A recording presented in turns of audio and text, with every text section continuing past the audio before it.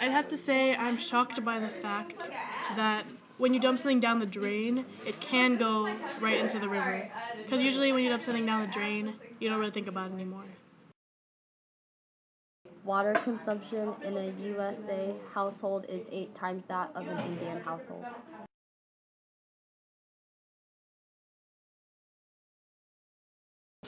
It takes over 3,000 gallons of water to make 1 pound of chocolate. Women are having to drop out of school just to go fetch water. What do you mean?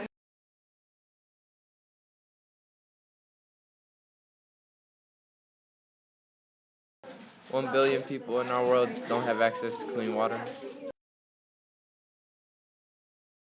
1 out of every 5 deaths under the age of 5 worldwide is due to water.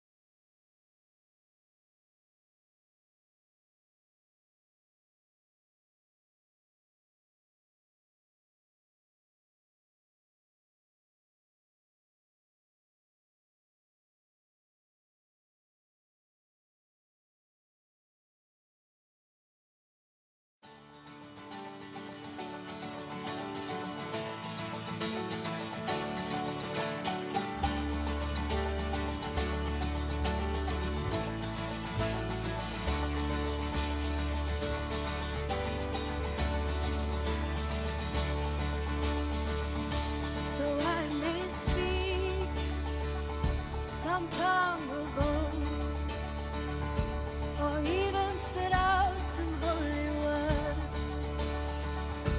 I have no strength with which to speak. When you it made it to a list that's called the Superfund site list. And if you make it all the way to that list, you know, it's because seriously, you're in big trouble. You're super polluted. Most of them I can't even pronounce. So, and maybe you didn't even know that maybe raw sewage from your house is drained on the Duwamish River. We'll talk more about that. I want to go back to the Superfund site. So the Superfund site, again, it's one of the most polluted places in the U.S. It's a huge Superfund site. It's 5.5 miles. All the way from Harbor Island, where we got on the boat, all the way down to the turning basin where we're going to get later today. 5.5 miles, it's polluted.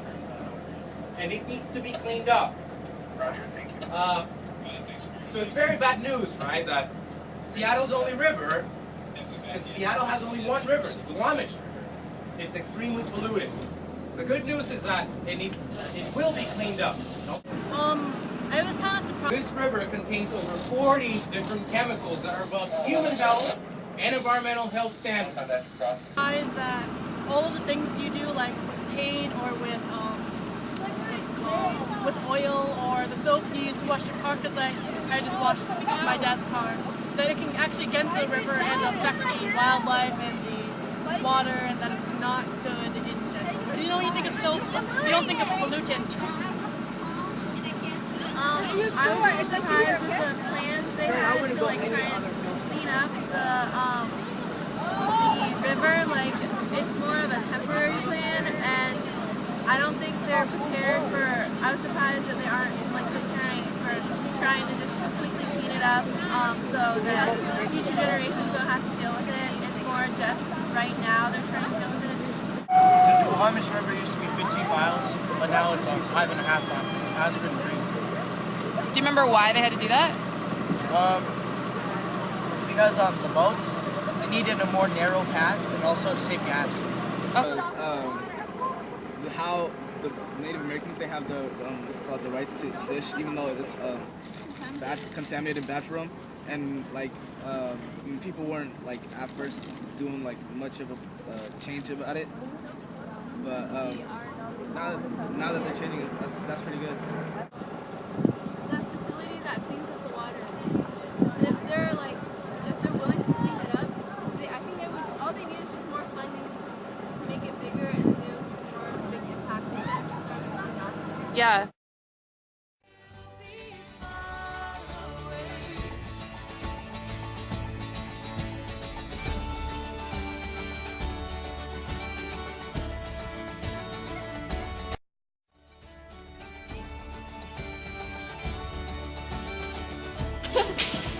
is on glass. Okay. It takes time and energy, but we're really good at it. We know how to take the poo out of the water. What do you think is the hardest for us to take out of the water? Chemicals? Chemicals. Why would chemicals be so hard? Because they mix. They mix. How many chemicals do you guys use in one day? A lot. Give me a number. Toothpaste, sunscreen. How many chemicals are in your toothpaste? To put me right, my judgment burns. Today at the Seattle Biomed, we learned about diseases throughout the world and how to prevent them and treat them.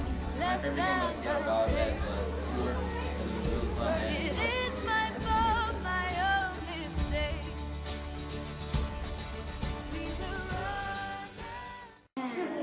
I liked the tour because the lab where they do all their stuff is really awesome, and I like the lab that we did on our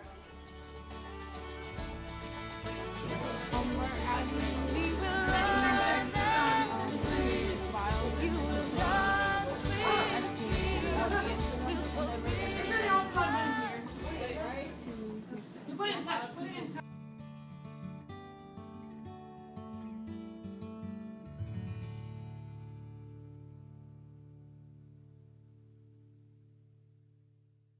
I learned about the different types of malaria, like ones that affect people and ones that affect animals like mice. And I also learned exactly why sickle cell carriers are less, they're almost immune, but it's really unlikely that they'll get malaria. That's what I learned.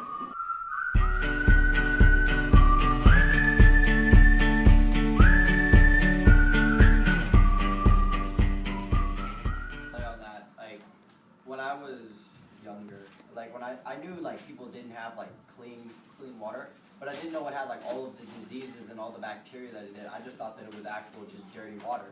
Like it was just water with dirt in it, and everybody just wanted clean water with no dirt in it. I didn't know that there was any like diseases in it, so I was like, what's the fuss? It's just dirt. We're not thankful for what we have. We always complain about wanting more while other people are just complaining about something that we all have, like water for instance.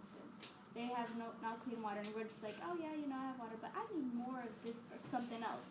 While other people in this world are just like, I need clean water to live. I don't want to die.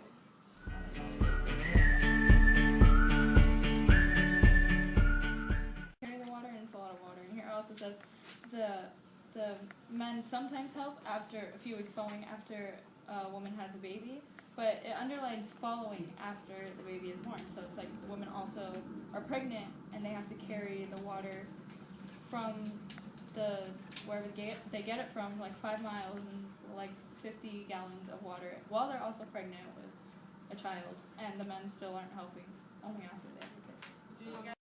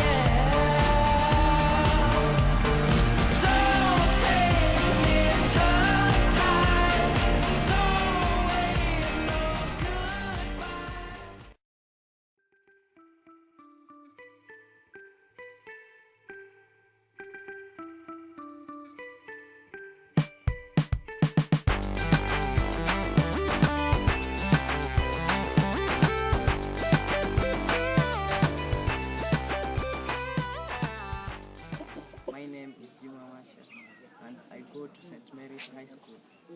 I start at 8 a.m. and end at 4 p.m. We don't have laptops, but in the near future, we will have. We use pens and books for future reference. Ours is a boarding school, and it is only boys. We have 8 classes, just like you guys. This is not enough. Oh, oh.